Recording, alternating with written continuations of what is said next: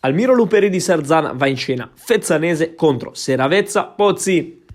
Frugoli dalla distanza prova a calciare col sinistro. Greci si oppone. La palla arriva sui piedi di Musafi. Musafi si appoggia ancora su Frugoli. Frugoli va nel mezzo.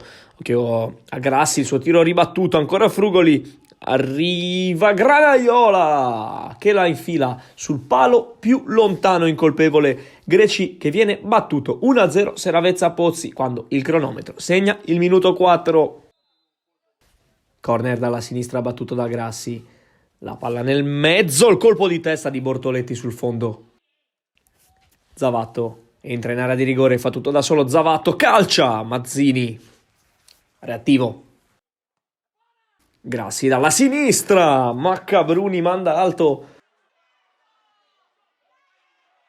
Bella imbucata sulla sinistra per Baudi. Baudi entra in area di rigore. Baudi punta Bedini. Baudi si incarta un po', poi prova a metterla in mezzo. Ci riesce adesso per Diallo. Diallo in area di rigore. Si gira. Diallo calcia. Malissimo.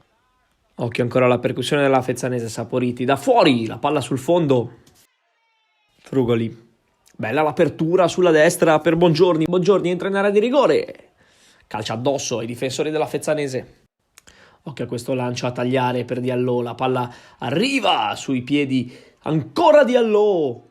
E la parata, ma c'era fuori gioco. Grassi col sinistro. Si deve impegnare i greci. La palla che rimane lì. Poi la blocca. La palla per Diallo. Diallo controlla in area di rigore. Punta. Diallo mette nel mezzo. La palla che passa.